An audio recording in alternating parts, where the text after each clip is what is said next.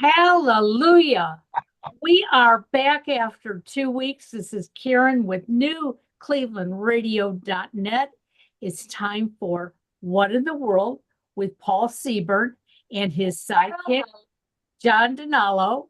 And we are live on YouTube after all these weeks. Unbelievable. YouTube should be shooting fireworks for us as a Keep looking for them. Yeah. Great work, Karen. Welcome everybody tuning into us live. You're the first ones to hear the news that we are live.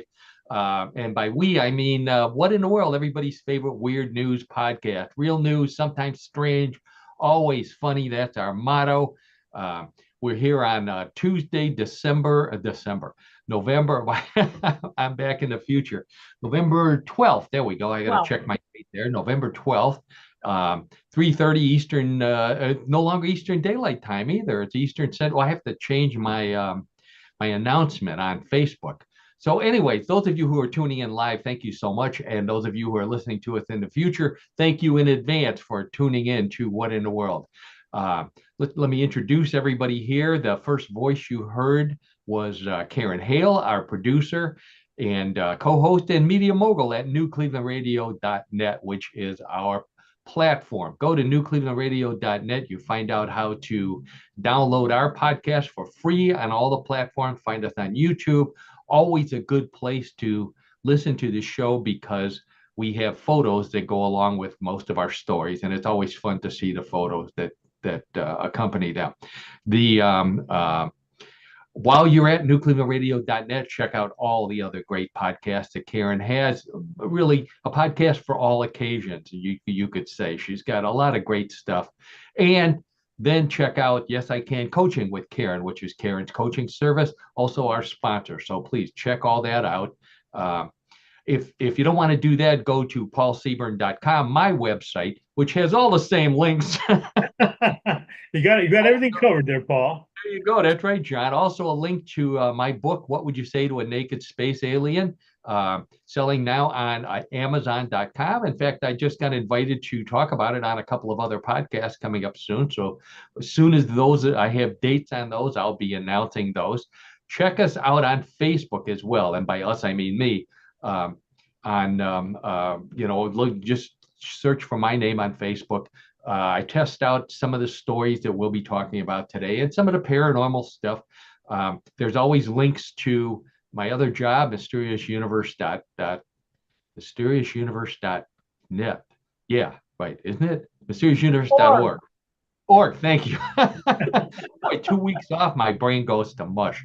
mysteriousuniverse.org, where I'm the editor and head writer. You can read some more great paranormal news stories there. Not as funny, but that's why you're on What in the World. And that third voice you hear in your ear is none other than my old buddy John Donalo, host of What in the World of Sports with John D., our co-host, our color commentator, all around good guy, and wearing he's celebrating. The Cavaliers are 12-0. What do you say about that, John? Well, I'll tell you what, Paul, Karen, and audience, it's an outstanding start for the Cavaliers. I mean, they have a new coach, but the team is really playing well. I mean, they have 12 wins in a row, but I mean, it seems like there's a lot of camaraderie and a lot of good decisions made by the coach in terms of getting the rotation, the player rotation out there. I mean, those games are very entertaining to watch, and we just hope they keep going. That coach is using players whose names I've never heard of before. I didn't even know they were on the team.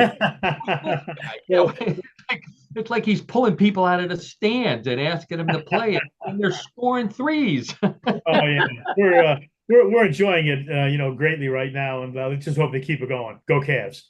Cleveland needs something, a pick me up, other than What in the World. Cleveland, all Clevelanders listen to What in the World for their laughs.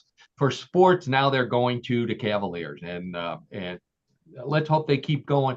They're not going to go undefeated for the season, but boy, they're playing great ball now. So everybody check out the Cleveland Cavaliers if you can. But right now, you want to hear some more weird news stories from What in the World. So what am I talking about today? Let's see. Oh, this one. I want to do a shout out to our buddy Dan down in South Carolina who supplied this story. Monkeys on the Run. We'll be talking about that down in South Carolina, and also monkeys running the world.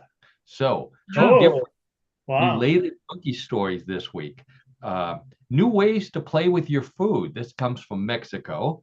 The world's worst flavor of Pringles. John, this is for you. The world. The I am world's a Pringles worst. fan. Yeah, well, wait till you hear this. The world's worst sausage idea, and wait till you hear this flavor. And the world's worst street food idea, which I think came from China, if I'm not mistaken, but we'll find out. Big, we got Bigfoot stories, John. We got what Bigfoot did in the woods in Missouri, and a terrible way to troll for the Loch Ness monster. Boy, wait till you hear what people are doing in Loch Ness. You are not going to believe it. That's a story you're going to want to see on YouTube. So definitely listen to it. We'll describe it for you, but boy, check it out on YouTube as well. Plus, we got some more odd news. We've got trivia. We got world records. John's got another great sport for us this week. And then we play everybody's favorite weird news game, Bluff the co-host. So thank you for everybody tuned in live. Thank you for all of our new listeners coming in. We keep getting new listeners all the time. I can tell from some of the comments I'm getting on Facebook. So please send me comments, send emails to Karen. Let us know you're out there. Send us stories like our buddy Dan down in South Carolina, our buddy Brian down in West Virginia always has one for us. Okay, so we'll get right into the monkey story. So all of my relatives and anyone who listens to the show, and or especially those who follow me on Facebook, know that I love monkeys. Monkeys are my favorite animal. I think they're smart. And I don't think that it would take an infinite number of monkeys to do a better job running Congress than the people we have there right now. So that's a reference to the infinite monkey theory, which is there's two variations on that. One is that if you gave an infinite number of monkeys sitting at an infinite number of keyboards enough time, they would type the complete works of Shakespeare. The alternative to that is if you give one monkey an infinite amount of time, he would all by himself type the complete works of Shakespeare. Believe it or not, somebody paid a bunch of scientists money to study whether that was possible or not. I would John like is- to get. I mean, it's amazing to me. Wow, that's never heard that, Paul and Karen, before. So the I think I have a photo to go along with this. Let's see if we better get our photos lined up here. There we go. There's our logo, and there's a photo of a monkey already starting on Shakespeare. so Deep in thought. It's a great. I love this photo because the monkey's kind of stroking his chin. He's a typical writer, you know. He's only using one finger because most writers, believe it or not, don't know how to type. So we're all two-finger typists, and thinking away there in his underwear, of course, you know, like we all do because we work at home. So somebody actually paid scientists to study this, and the study found that the infinite monkey theory is true. It's actually true, but it's misleading.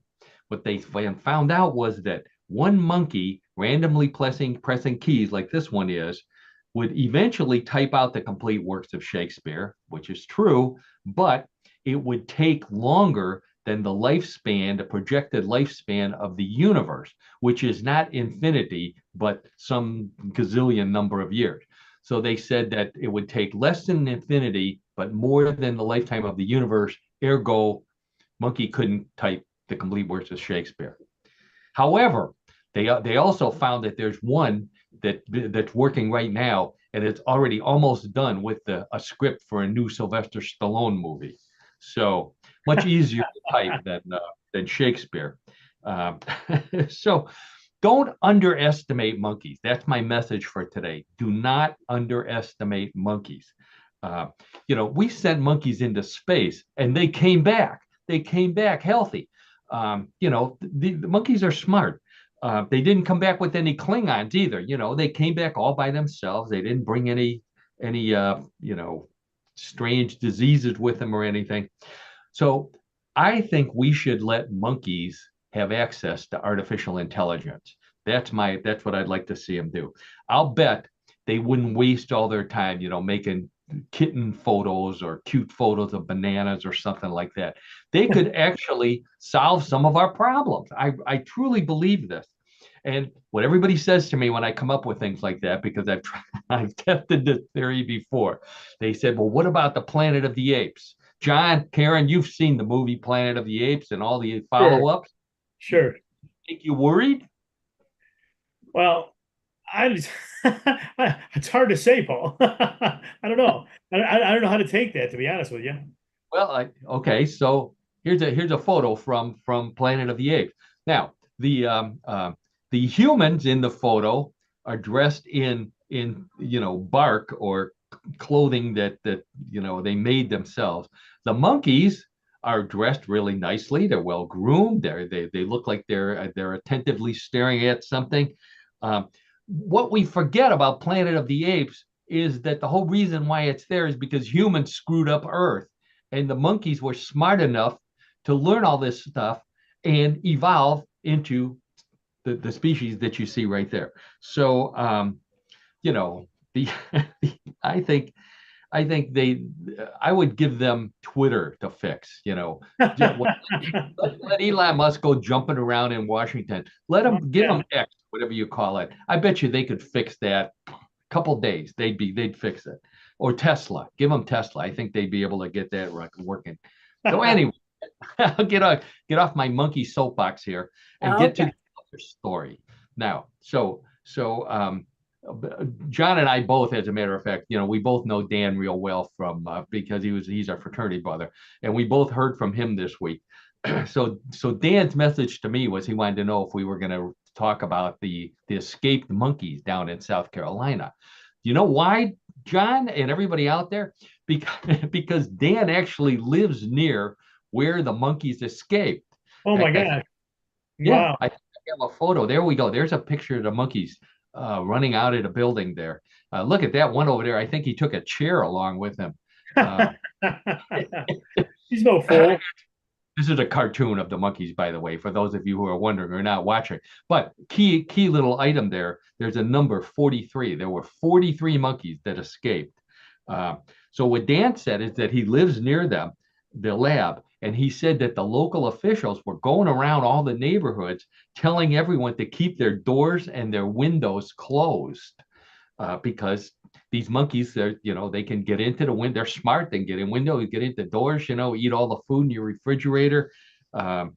So I was surprised that Dan was so nervous about this because I thought Dan should know all about tricks to handling monkeys and apes. After all, he was in our fraternity, and that's where he learned how to do all those things, right, John? Of course, Paul. I mean, we learned a lot in the fraternity. That's right.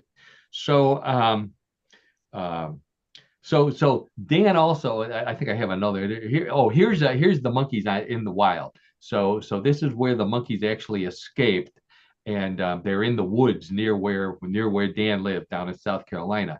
There's little different size monkeys there, and here's one of the Facebook posts where they said 43 monkeys escaped South Carolina research facility.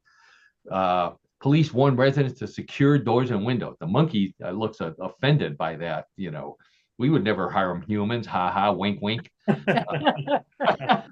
Oh boy. So the other thing Dan pointed out was that he was listening to one of our previous podcasts, and we were talking about Boone's Farm wine. Remember that, Johnny? Oh, yes. Sure, I do. Yes, I do remember it very well. Yes. So Dan said, he says, I don't know about Boone's Farm. I never drank that stuff. Now, John, do you remember Dan drinking Boone's Farm wine by any chance? I'm going to tell you what, Paul and Karen, audience, I'm going to say that I don't recall that. I mean, I recall a lot of our fraternity brothers did, but I don't think, now that you mention that, I don't think I can remember Dan specifically drinking that Boone's Farm wine. I could have sworn I'd seen him, and in fact, I thought I had a photo somewhere of Dan drinking Boone's Farm wine. So I went digging through my stash, my stash that I use for Sure. our stories. And I found a photo, but it wasn't Dan drinking Boone's Farm. It was actually a monkey drinking Boone's Farm. So, so it's a good thing that Dan doesn't drink Boone's Farm, because now the monkeys won't bother him. They'll go to some other house in South Carolina to get the right. Yep. farm fix. So leave them alone. That's right. That's good advice for all of you down in South Carolina and any place else where there's escaped monkeys. Down in Florida, our buddy Don down in Florida, I think he's seen some of the loose monkeys down there, and the snakes, the boa constrictors. It's a wild place, Florida. Okay. The hot new street snack, we're going to get rid of the monkey in a second here. Hot new street snack in many parts of China is something called fat choy, which is a stringy black vegetable served kind of like vermicelli, or skinny pasta. But young people are buying it dried on the street so that it looks like they're eating human hair. Now, here's a picture of a girl eating this vermicelli. Does it look like dried human hair that she's eating? Yeah, I don't know it what it is, but it's terrible. I'm telling you, as soon as I saw this after being grossed out, I thought, this has this has a fake baldness cure written all over it. So this stuff on the street, tell people this is going to cure your baldness. Boy, people would be lined up, John. They'd be lined, not you or me, of course, but people would be lined up to buy that stuff, thinking it would help cure their baldness. I don't know. Would you? I should ask you. Would you eat a pile of hair if somebody told you it would cure your baldness? No, Paul and Karen and I'm positive I would never do that. Really?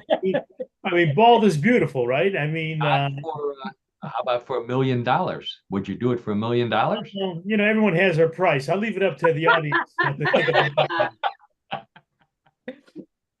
I tell you what, I'd do it for $1 million, but I'd have to think hard, because I'd be afraid that by eating that stuff, the hair would grow on my tongue instead of on my head. So that would be I'd horrible. have to see some kind of scientific survey. Oh my! I think these are kids eating this stuff, and I'm thinking, I wouldn't want to go on a date with a girl, and we go to we go to a cart to get some food, and she decides to order this stuff. I don't care how big her boobs are, she's not getting a second date. If she's eating hair, I'm not. No, that's it. We're done. I can't get. I hear you, Paul. Now, Karen, of course, I want to give equal time to the other side. Does that look attractive to you? Does it look appetizing to you? No, actually, it makes me want to vomit in my mouth. Would you date a man who ate this kind of stuff?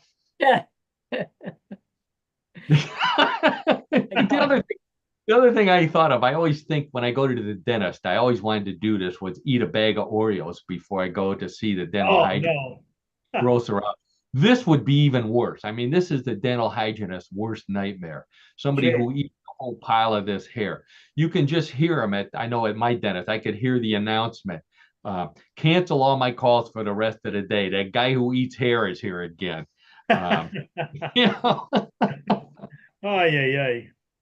So if that's not bad enough, wait till you hear what they're eating in Germany. So apparently, a butcher in northeastern Germany heard that there was a serious problem in his neighborhood. So being a butcher, he came up with a butcher-oriented solution to the problem. The problem is too many raccoons. The solution is raccoon salami, raccoon kielbasa, raccoon meatballs. Yes, yes, that's what he's doing. He is catching and butchering the raccoons in the neighborhood. He's probably paying people to do it as well, and turning it into food. And there, you can see the cute little raccoon label on his Wilder something salami, raccoon salami. I heard, John, if you're interested, raccoon meat tastes like chicken if the chicken was eating out of a garbage can. Oh, boy, that doesn't sound very appetizing, Paul and Karen. Wow. So I looked for a picture of the kielbasa. I couldn't find one, but they said that to hide the main ingredient, the raccoon kielbasa is called roadkill kielbasa. So Wow. A special something else. designation. Ay, ay, ay. I love kielbasa. You know, everybody knows that. I love Polish. I love any kind of kielbasa, any kind of sausage. Raccoon sausage would make me go vegan. So I agree with everybody. Not It's their madness. John, meat raccoon meatballs, Sunday spaghetti. Oh boy, I tell you what, Paul, that would be a real tough putt. I mean, just the idea of having a rodent meat. No, I'll tell you, it's not happening here. I can say that very confidently. I know raccoons rodents. I thought they're not they're some other species. No, I'm sorry. Maybe I misspoke. Maybe they're not rodents, but they are some other species or whatever. But it's still not one I want to tackle. I don't want to tackle. If Jersey Mike's was selling meatball sandwiches made out of raccoon, we'd send Mike back to Jersey, I think. Um, so John, for $1 million, and you had your choice, would you eat the hair or would you eat the sausage? Well, I'd probably eat the sausage, I guess. I mean, it's not like it's a real choice, Paul and Karen. I mean, it's just like, what's less harmful? I'm waiting to hear comments from our listeners. What would they do for $1 million? Eat a plate of right. stuff that like hair or raccoon sausage. Okay. All right. Another animal story here. So according to a new study, crows have long memories. How long? 17 years long. They can actually hold grudges for 17 years, according to this study. Wow. Yeah, crows. Especially, they hold grudges, especially against people, humans, who anger them or threaten them. So, collective nouns, what you call a group of things. I decided that the collective noun for crows should now be a family reunion of crows. Because quite a murder, a family reunion of crows. What amazed me the most about this story, everybody, is that crows live 17 years. Who knew? Crows outlived the scarecrows that the farmers put in their fields to scare them away. That's how long they live. I can't believe we need more people eating crow. That's what we need. So to speak. So a little play on words there, Paul. Very nice. Whoa, holy smoke. How did that happen? I hit a button there and all my pictures started flying by. It was like my life flashed before my eyes and it was already. No. Oh my.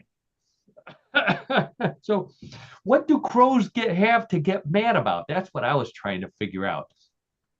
Crows don't need to be mad. It's ravens, their cousins, who need to get mad at a human. And the human they need to get mad at is who? Edgar Allan Poe. Why? Because once Edgar Allan Poe wrote that poem, for the rest of time, people walk up to ravens and say, hey, say nevermore. Come on, say nevermore. I can see that. I can see that, Paul and Karen. Sure. If they could talk, they'd say, if I had $1 for every person who came up to me and said, hey, say nevermore, I could buy the Baltimore Ravens. So, yeah. Oh my. And that's my segue into our first sports story of the day.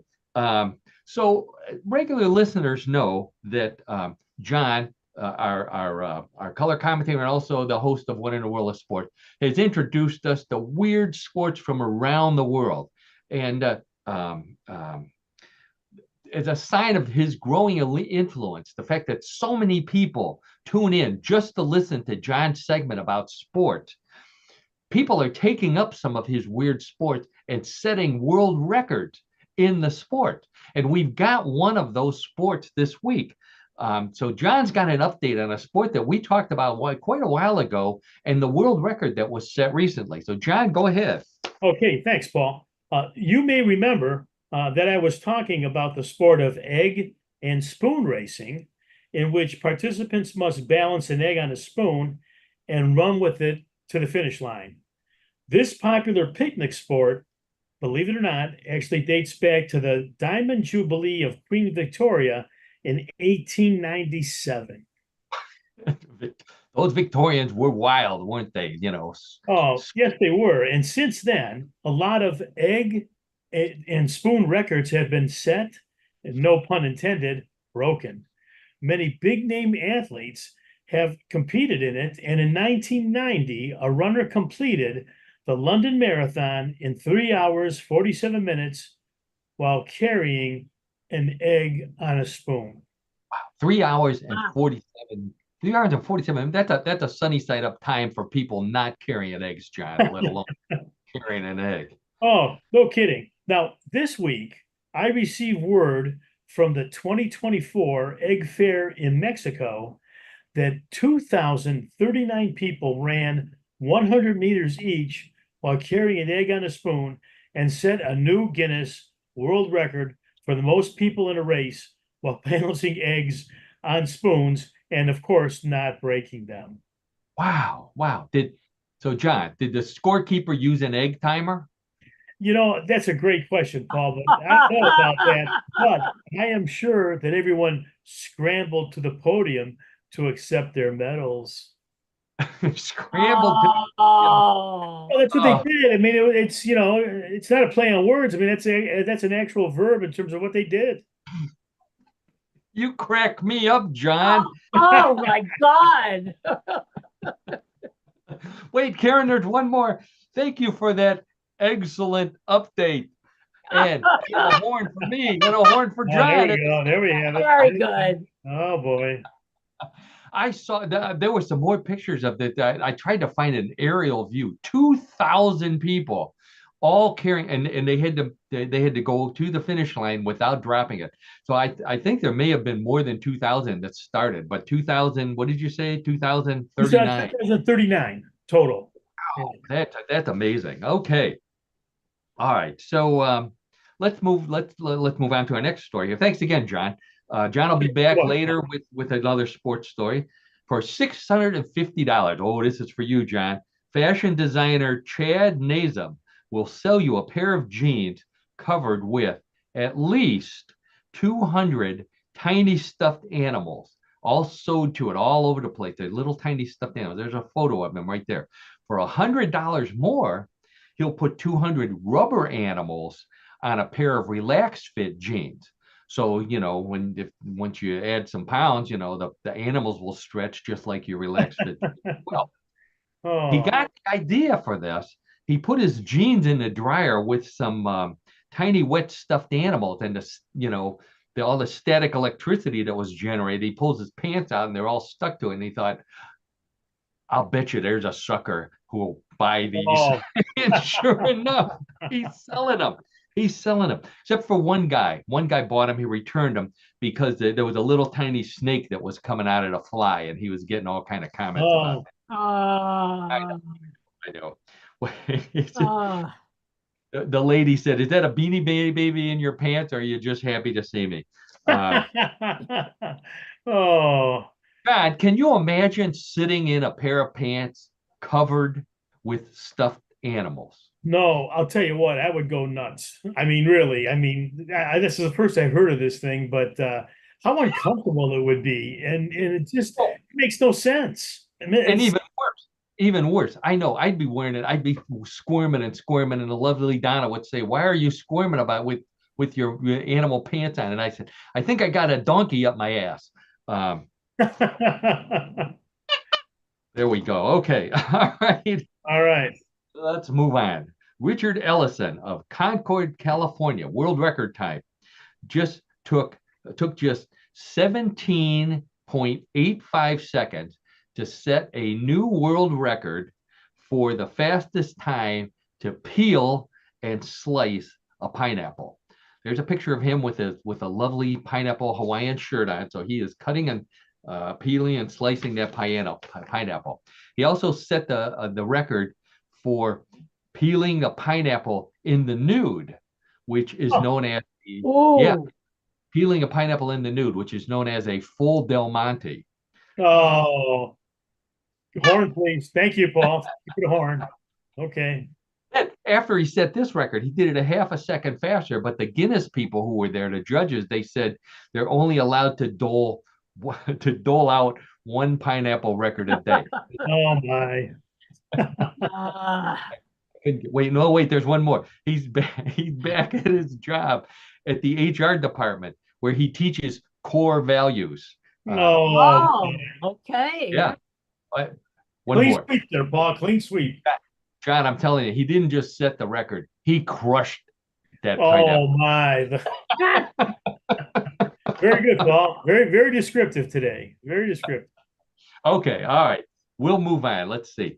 Um, so we talk about Pringles on the show, and I didn't realize this until I brought it up. Every time we bring up Pringles now, we have to mention that John loves Pringles. I like Pringles. John loves Pringles. Would that be a fair statement, John?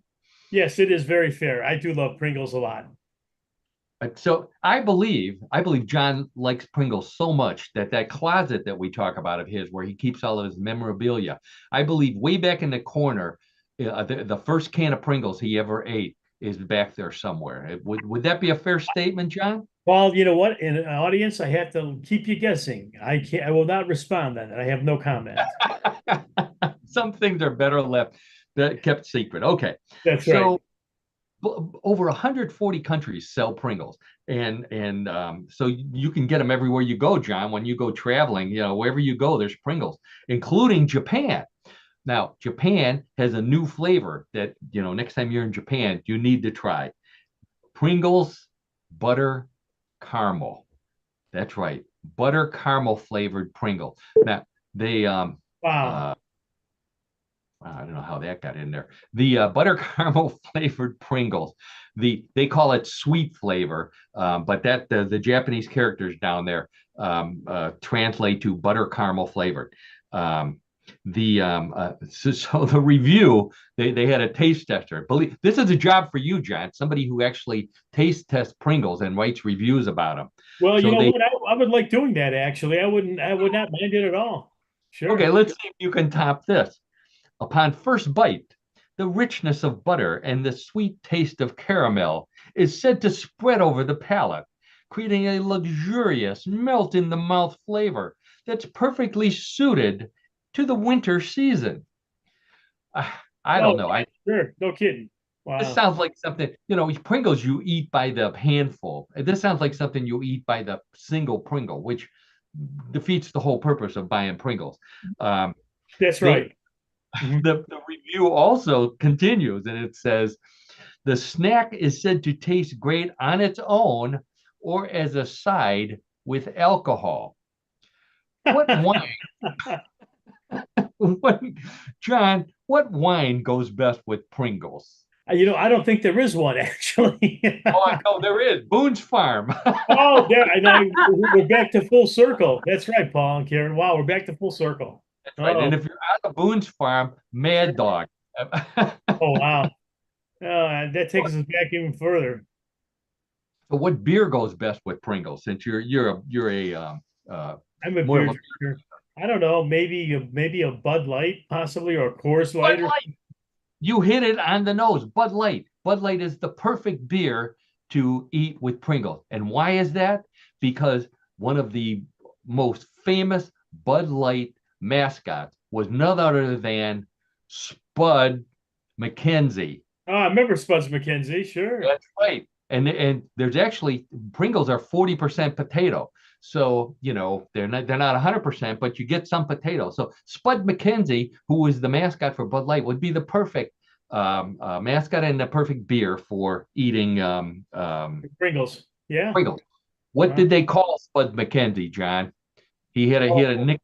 He did have a nickname. I'll tell you what, unfortunately, it escapes me. I'll give you a hint. I'll give you half of it. The original Oh my. party Paul, animal. sorry. The Original party animal, right? That was somebody. Paul, do you have an idea the time frame as to when that was? How many years back that was roughly? It was in the 70s. 70? Okay, right. Okay, it sounds right. Yeah. And maybe early 80s. Okay. What was the big controversy about Spud McKenzie was when it came out that Spud was a female with a bull terrier. The controversy was that it was a female bull terrier, not a male. So it should have been Spudlina or something. I don't know. Her real name get a load of this. Spud's real name was Honey Tree Evil Eye. Who would give a geez. poor dog a name like that? Honey Yeah, Tree really, Evil no Eye. kidding. Wow.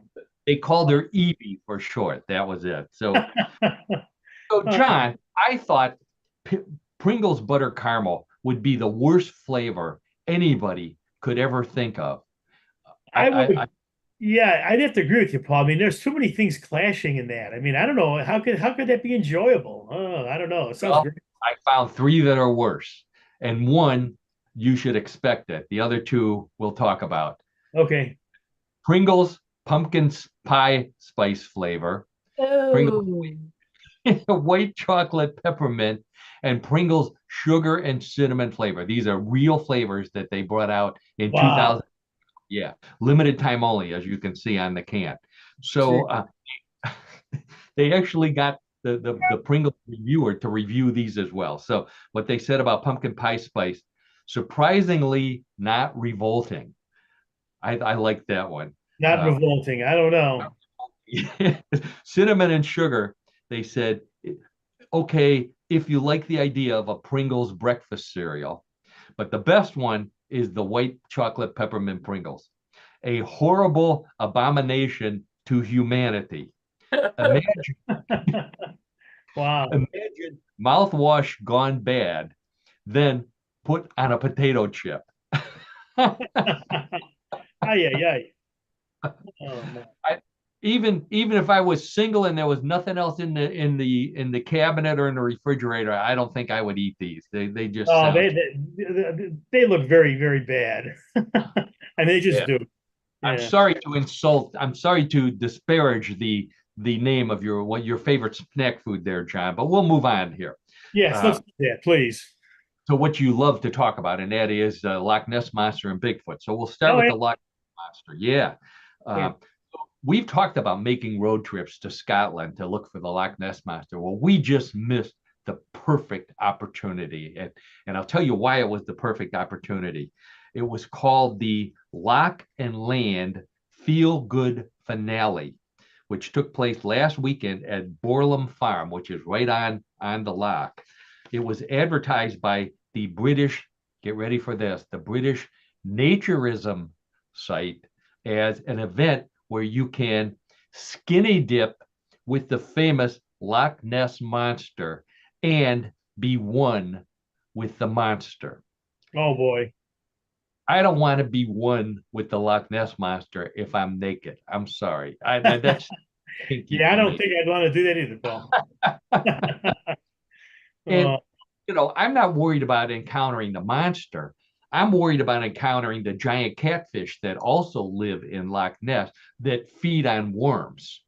Because I don't care, I don't care how cold that water is, there's not enough shrinkage to make me think uh-huh. yeah. I get that, Paul. I get that. I'm not looking like bait to the giant eel, a giant catfish. Uh, Sure, sure. Believe it or not, after the skinny dipping, they had nude axe throwing. I'm not sure Oh, Oh, which wow. is which is more dangerous when you're naked, swimming with the Loch Ness monster or throwing axes. Neither of them are a good choice. No, no. But I mean, and then they had some music, of course. So they had a Freddie Mercury from Queen. They had a Freddie Mercury tribute band, and all I could think of was Freddie Mercury singing different words to one of my favorite songs. Another one bites the dust. Oh, wow. Oh, I'm sorry. Okay, so I know everybody out there, and especially John, wants to know, do we have any pictures of the naked people swimming with the Loch Ness Monster? And I'm here to say, yes, I do. I have a photo from Loch Ness of the people swimming with the Loch Ness Monster. Are you ready, John? You Yeah. ready? Everybody watching live, here is the photo. You can Oh, see. oh, I wanted a red again. circle. There you go. Oh, my. yeah. I was hoping one of these weeks we would get, something a little bit more definitive, but no, we have to go with again the distant shot, and hey, there's something in the water there. It might be a Loch Ness monster. Oh my gosh. There's something in the water. There's something sticking up. But because it's a Loch Ness photo, it's so blurry we can't tell if it's the monster or one of the skinny dippers. Right. Oh boy. I know. I'm sorry. No, I'm not. I'm having fun with everybody out there. Oh, good. Okay. Another story. Oh, John's mad. John was hoping for naked people and the monster too. Alan McKenna, who runs the Loch Ness Exploration Company, which is an independent and voluntary research group in Scotland, thought he saw the Loch Ness monster a couple weeks ago, and said he was frozen with fear. Now, this is a guy who's been spent decades looking for the Loch Ness monster. He sees something in the water, and he's frozen with fear. Which, I mean, what kind of Loch Ness monster hunter are you if all of a sudden you finally see the monster and instead of being excited, you're frozen with fear? Fortunately, the people that he was with were not frozen with fear, and they actually took a photo of what he was looking at that scared the pants off of him. Not that he was one of the naked. So to speak, right. But here's a photo of what he saw. So again, we have the handy red circle for you in case you can't see the monster in there. Basically, what we're looking at is not the Loch Ness monster. What we're looking at is what a seasoned Loch Ness explorer thought was the Loch Ness monster. It's actually a plant sticking out of the water that was illuminated by the lamps that they were using to light their way while they were looking for the Loch Ness monster. Oh, wow. Can you believe that? The guy actually panicked when he saw this and thought it was the monster. So he's embarrassed. So here's his excuse. He says, I have a genuine fear of deep, dark water. And he's actually been to a psychologist, and it's called thalassophobia, which is the fear of deep, dark water. Yeah. Worst thing to have in his line of work. Well, no kidding, buddy. What a push. I mean, you got people skinny dipping in Loch Ness monster. He panics when he sees a little skinny plant. Gee. Yeah, really. Come on now. So I was disappointed in that, but he at least apologized. So I'll give him credit for that. Okay. We got a couple of minutes. Sure. Yeah. So Missouri, the show me state. If someone comes from Missouri, you got to show it. So guy named William, no last name, he wants to be anonymous. He recently told the Sasquatch Theory podcast about this incident. He doesn't use his last name because he's worried that Bigfoot might take revenge on him for showing this story. So he says, I'm driving along this creek, and there's a bend in the creek. The creek is about an 8-foot drop from where I am. I get to the bend, I look over, and there it is. It's squatting. It's on 2 legs, squatting down like a man would squat down, covered in hair. It was in the creek. It turns its head and makes eye contact for what seems like an eternity. I was froze. I could not move whatsoever. Then it turns its head and it looks straight forward from squatting. It jumps 8 feet into the air and takes off running on 2 legs. Wow. Yeah. That's Great description of a guy who caught Bigfoot taking a crap. That's something you see every day. But it's clearly something you don't see every day, folks. Well, guess what, John? At least we know Bigfoot's not a bear because we know what bears do in the woods. Bigfoot does in the creek, right? Well, so it appears. He caught Bigfoot up shit creek without a paddle or without paper either. So I know, John, you want a photo of this, right? If you have one, I'd like to see it. Sure. Of course I have a photo of it. So here we go. So here's the photo. Never seen before. Here we go. Bigfoot taking a dump out in the woods. Oh my! No. Down the throne. Oh. Okay. So that's a bad artificial intelligence. I think it looks more like a gorilla, but he's sitting on a toilet. Yeah, really. He looks more like a gorilla. I agree. In the woods. Look at his feet. Like, this is how you can tell it's artificial intelligence. Each foot has like 7 or 8 toes on it. Yeah, it does. Yeah. Honest to God. So now I have never seen Bigfoot taking a dump. I've been out in the woods many times looking for Bigfoot. I've never seen Bigfoot, so obviously I've never seen Bigfoot taking a dump in the woods. However, I went to a Browns game recently and I did see a Bigfoot doing this. So Oh my. if there's any place you're going to see A picture's worth 1,000 words. there you go, up against the urinal at the Browns game. There in Bigfoot right there. You know, what better place for Bigfoot to hide out than at a Browns game? Right. You can go in the dog pound. Nobody's going to know that he's Bigfoot. And Right. There's no more fans there. There's no fans in the stadium. yeah, that's what I was going to say. You know, he can sit anywhere he wants. You know, there's no cameras on him because they don't want to show the empty seats. Right. Okay. All right. So from Indiana, we've got a lady. Her name is so this comes from the Rocky Mountain Sasquatch Organization. A guy by the name of John Baker.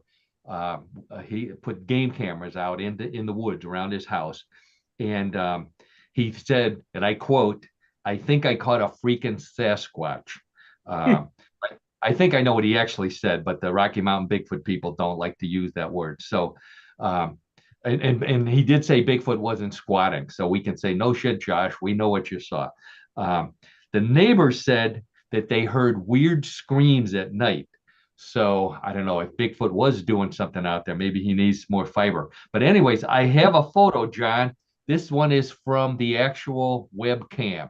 So this is what he saw. There's a circle around something that is walking in front of or moving in front of the webcam.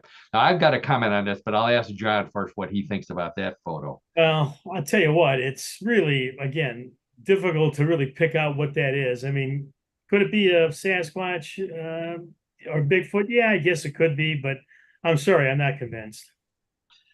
I thought at first it might have been a bush, but it looks like there's two appendages, two legs of some sort underneath it. The thing that I thought was interesting is that the Bigfoot is blurrier than the trees behind it. Oh yeah, right. That's a good point. That's a great point, Paul. Yeah. Sure. You know, how did that happen? Wow. Unless, you know, the theory that we've talked about many times is true, that Bigfoot can detect when there's electronic equipment around and emits an aura or a power or a force of some sort that causes his photo or her photo to be distorted. So I don't know. There you go. There's a little Bigfoot photo from a what did I call them? A trail cam. I don't know where this one was taken. They didn't say the location. All right, I got one more. Then we'll move on from Bigfoot here. So, lady by the name of Tracy Chandler Walder was previously an FBI special agent and a CIA officer. So she worked for both the FBI and the CIA. Yeah, here's her proof. You know, she's got a CIA cap here. So, Okay. you know, so I mean, if you had one of those, John, we'd believe that you were in the CIA.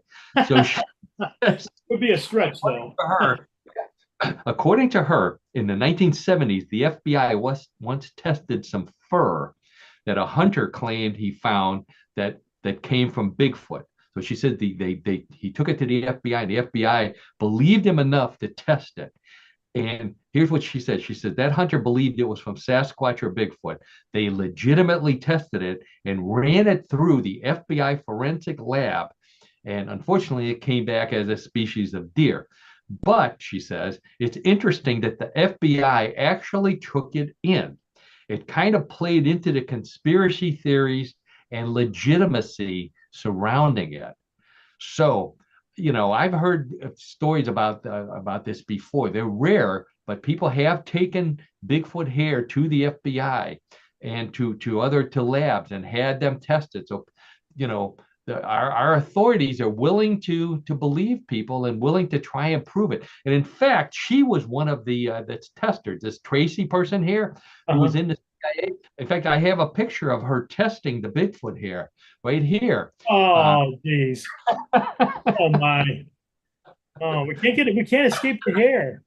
It's like brewing hairs everywhere, Paul. I couldn't resist that one. Listening in, we're back to the picture of the lady eating the vermicelli that looks an awful lot like a big pile of hair. And on that note, I think it's time for What in the World of Sports with my buddy John Donalo. I hope. Let's see. Do we have? Yeah, there we go. Oh, we got John's logo right there. So every week, Okay. as I mentioned before, we asked John to find us a weird sport that fits with the theme of What in the World. Weird sports, sometimes strange, always funny. And John inevitably every week finds us a sport that is always weird, usually funny, very strange. Um, we brought many of them back. We're going to keep on bringing some more of them back for updates on them. So John's got a great one for us this week. John, why don't you tell us what your sport is? I will, Paul. Thanks. So, our sport this week is odd to say the least. The sport is cow racing, and it is self-explanatory.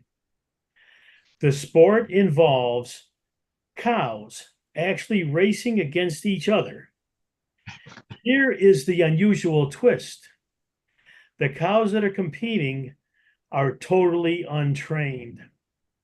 Oh, To my knowledge, the only place that cow racing is practiced is in Australia, and it is exclusively contested at what is called the Compass Cup event.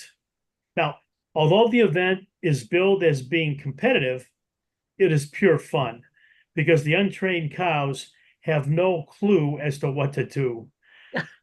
There's 24 cows that are used for the race, and they, interestingly enough, are picked on the morning of the race. So the 24 cows are picked on the morning. Each cow has a rider and is also accompanied by four supporting crew who are referred to as urgers, who help to keep the cows mounted. Now, spectators, believe it or not, can actually join in on the fun by choosing to be a rider or part of the supporting crew. It's really that flexible. The racetrack is 60 meters long, and the entire event has 3 races, 2 heats with 12 cows each, from which 6 cows then are selected for the final race. elimination. Yeah, it's like the NCAA. It's at they have a final Yeah, four. sure, like it's like March Madness. Sure. So Moo, final now, four, and the Moo 2. And then oh, anyway, so the untrained cows, they make the race a total chaos, as you can imagine, and fun. So, for example, some cows don't budge an inch, some go in circles, and others take their own course or even go in the opposite direction. Now, the Compass Cup event receives over 5,000 spectators wow. and each year, and it's been held on January 23rd each year since 1974. Wow, that's 50 years. Yes. Wow.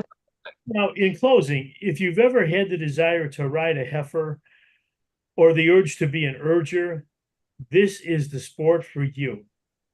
Let's see if doing this story gets more people in the U.S. interested in it.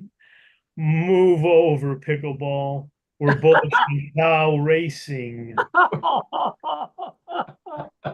Oh, Bullish on cow racing. Oh my God, we are. I think this would work. I've been to rodeos down in Texas. I've been to big rodeos and I've been to little neighborhood rodeos, which they actually have. And this would, I don't know why they don't do this here. I Well, think yeah, it'd be fun. it's odd, Paul and Karen, because to my research, Australia is the only country that is known or recognized as having cows racing. There's cows in so many countries, obviously. You would wonder why the Australians are the only ones that came up with this, but that's how it is.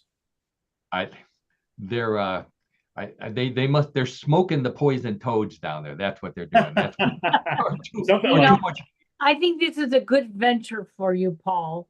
You can go visit your friends in Texas and introduce cow racing and make Wow. money for New Cleveland Radio. Oh, Wow. it'd be great. I think we could be the world the only place where you can see live cow racing. is Yep. on newclevelandradio.net. I think that'd be great. I love this picture, the trophy, the cow and the trophy. Right. Yeah. It's interesting. Wow, Okay. great sport, John. Thanks. I'm Yeah. surprised. I'm surprised that you said that you know how unusual it was and that you didn't remember you ever seeing it, because I can remember us doing some kind sort of cow racing way back when we were in the fraternity in college. You don't remember that? Honestly, Paul, I do not. I mean, I've got a blank sheet on that one. No, I don't remember it at all. I bet our buddy Dan, I'm sure he remember. He'll be upset that you didn't remember it. Now here, luckily I have some photos. So of course, we were challenged by another fraternity to cow racing, and the older brothers charted me and John to find some cows to race. So John and I always, our philosophy is always bigger is better. So Yes. here's the cow Oh that my John. God. Gosh. So Wow. this is a heifer that's probably about I'd say about 10 times bigger than the rest of the cows in the Yeah. Look at herd. that. Wow. That was John's cow. And then here's my cow. Big enough. I really I looked pretty old in college there, didn't I?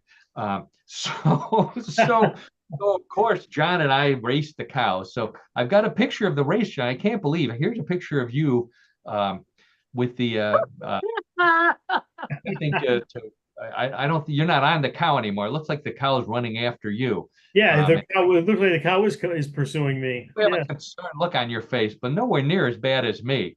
Uh, Wow. so needless to say, we didn't do too well at cow racing. I don't think we won that particular competition with the other fraternity, but I'm sure we still consumed adult beverages after it was over. Yes, we did, of course. Yes, we did. On that note, I think it's time to thank John once again for a great sport. Oh, And you're welcome, Paul and Karen. Thanks. Thank you very much. let's head into everybody's favorite weird news game, Bluff the co-host. Oh boy, we get more letters and cards about Bluff the co-host than any other part of the show. Real simple game. I have 3 stories here, similar to the ones we've been talking about all afternoon. One big difference: all of those were real. The stories in Bluff the co-host may be real, they may be a bluff, and it's up to John, Karen, and all of you playing at home to decide real or bluff. Gambling is allowed. So place your bets. John and Karen, hands on the buzzer. Let's get right to story number 1. A worker at an ice rink in England is getting the cold shoulder from his daughter after he borrowed her phone to take to work and lost it, only to discover the next day that he left it in the middle of the rink, which had since been filled and frozen overnight, and her phone was stuck under 2 inches of ice. Oh, His daughter said, "Whatever, just dig it out." But the rink is booked solid for hockey games and other ice skating events and can't be thawed until early 2025. So Dad agreed to get her a new phone, and he's already getting offers for the old one from salespeople who think it would be great for cold calling. Okay. So the dad in England who borrowed his daughter's phone lost it. It ended up under 2 inches of ice, and he can't get it out until January. So he had to buy her a new phone. What do you say? Real or bluff? We'll start with Karen. Well, it does sound realistic. But also I don't see a father borrowing his daughter's phone and the daughter giving the father the phone. So I'm going to say it's a bluff. Okay. Wow, excellent point there, Karen. So Karen says it's a bluff. John, how about you? Real or bluff? Oh, I'm going to go against the grain on this one. I want to say it's real. I mean, I could see something like this happening. I mean, I don't know percentage wise or odds wise, but I'm going to go out on a limb. I want to say it's real. Wow. Okay. So John says the phone frozen under the ice in an ice rink is real. Karen says no daughter would ever let her father borrow her phone. It's a fake. Let's check with the judges. And the judges say, congratulations on the first one. Go to John. That is a real story. Yeah. Wow. Okay. All right. Wow. Oh, yeah. Okay. Very good. Yeah. And she was mad. I don't think she said whatever. I think she had some other choice. Yeah. Exactly. Exactly. Okay. All right, Okay. so scores 1-0. John's in the lead. Karen's been on a roll lately, so this is a good spot for you, John, to Yeah, get right I in. have to try to gain some ground back here. Sure. Yep. Let's see how you do on story number 2. Okay. Liquid paper correction fluid was invented by the mother of Mike Nesmith of the Monkees as a way to hide mistakes on typewritten paper. But there isn't much of a call for it anymore. That's why Mike Nesmith's daughter is trying to save the family business by inventing liquid paper teeth whitener. The correction fluid for stained teeth comes in a similar bottle and is applied with the same kind of brush, but it's actually a real teeth whitener developed by a dentist. The bottle comes in a big package that says for dental use only in big letters per the company's lawyers. But Ms. Nesmith believes people are smart enough to see the difference and hopes to have her product in the toothpaste aisle of grocery stores soon. Okay, so uh, liquid paper, invented by the mother of Mike Nesmith of the Monkees, is making a return courtesy of the granddaughter who invented liquid paper teeth whitener. Real or bluff? Let's start with you, John. Boy, this is quite a story. I'm going to say it's a bluff because it's too involved. It's, I don't know. It just seems that there's a lot of moving, parts to this one. But I'm just going to say it's false. It's not real. A lot of moving parts. Okay. All right. So John says it's a bluff. Karen, how about you?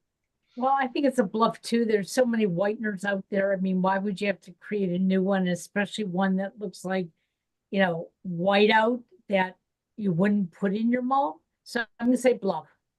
Bluff. Oh, even though she's trying to save the company for the family, still say it's a bluff. Okay. Bluff. All right. So John and Karen both say that's a bluff. Let's check with the judges. And the judges say there is actually one truth statement in there, but it is a bluff. And the true thing is Oh, that right. Mike Okay. Nesmith's mother really did invent liquid paper. Very Great. good. Yeah. Yeah. File that one in your trivia file, John. I will. Um, Well, that's a good one to have there for sure. Oh boy. Okay, so that means the score is 2-1 with John in the lead, but we all know points are double at round number 3. So Karen could come roaring back as she has many times. So let's get right to Hey. story number 3. Yeah. Uh, Fans of The Simpsons know that Homer Simpson drives a pink 1986 Plymouth Junkerola, which is not a real model, but that didn't stop a man in Michigan from selling one on Facebook Marketplace. The Junkerola is actually a 1967 Plymouth Valiant, but it looks exactly like Homer's Junkerola, from the color to the bent antenna to the crinkled fender that Homer got while driving with a police boot still attached to the tire. The Junkerola sold for $25,000, but the body shop says it's working on another one, which should be done soon, as long as Krusty the Clown doesn't steal it and use it for making donuts in the Springfield nuclear plant's parking lot. Okay, so Homer Simpson drives a pink Plymouth Junkerola, which was actually for sale on Facebook Marketplace recently, and another one is coming soon. Real or bluff? We'll start with Karen.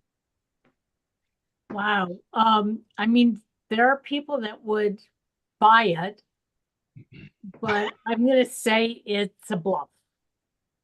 There are people who would buy it, but you say it's a bluff. Yeah, yeah.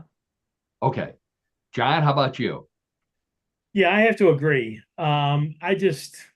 Yeah, I just don't think it's real. I'll just leave it at that. Okay. All right. So both John and Karen say that the real life Junkerola is a bluff. There's one item in that story that should have given it away, and that is that it was a man in Michigan. And weird things happen in Michigan because it's a true story. Man Oh in my Michigan God. really did. Wow. Oh, it's a beautiful car. Look it up on it's still on Facebook Marketplace, but it's sold. But they really are working on another one. It looks just like Homer's car. So Wow. that means neither one of you got any points on that one, but John was ahead 2-1. So that means John is the winner this week. All right. Oh, Okay. very I'm good. making a comeback, folks. Okay. All right. Go, You're yeah. the opponent, Karen. You're worthy opponent every week, and I'm Good glad I week. won this week. That Good way, we week don't for have to do John. the Good week flashcards. for No lovely flashcards wife this week. Beth. Yeah, she won't have to be coaching him and putting up with him staying up late in bed with the flashlight, reading his flashcard. Got to get it right, guys. Got to get it right. No. Yeah.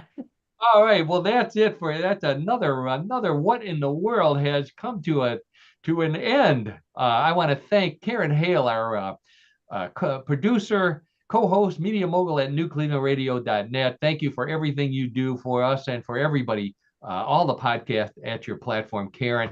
Please, everybody, check out newclevelandradio.net, find out how to download us, and then check out all the other great podcasts that Karen has available. And then check out Yes I Can Coaching with Karen. Great coaching service, our sponsor. Please check it out. You'll be glad you did. I also want to thank my old buddy John Dinallo, host of What in the World of Sport, our color commentator, and all around good guy. Boy, did he put up with a lot this week or what?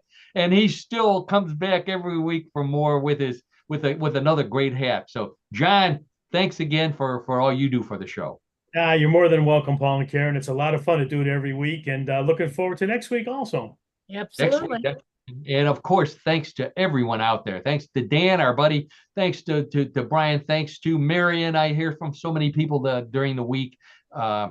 We appreciate you listening to the show. We appreciate you sending us ideas, sending us whatever it is you want to send us. You're the reason why we do this every week. You're the reason that it's fun. So, keep coming back every week. Tell your friends. If you're looking at us online, do follow us on YouTube, join the team, whatever it is you're supposed to do for all those different platforms, do it, please. That helps us out greatly. And I think on that note, it's a beautiful day. It's kind of chilly here in Cleveland, but still there's still a little bit of sunlight left. So I think I might go outside for a little while. We will see everybody next week. Same time, 3:30, same day of the week, Tuesday, right? For another edition of What in the World. So Sounds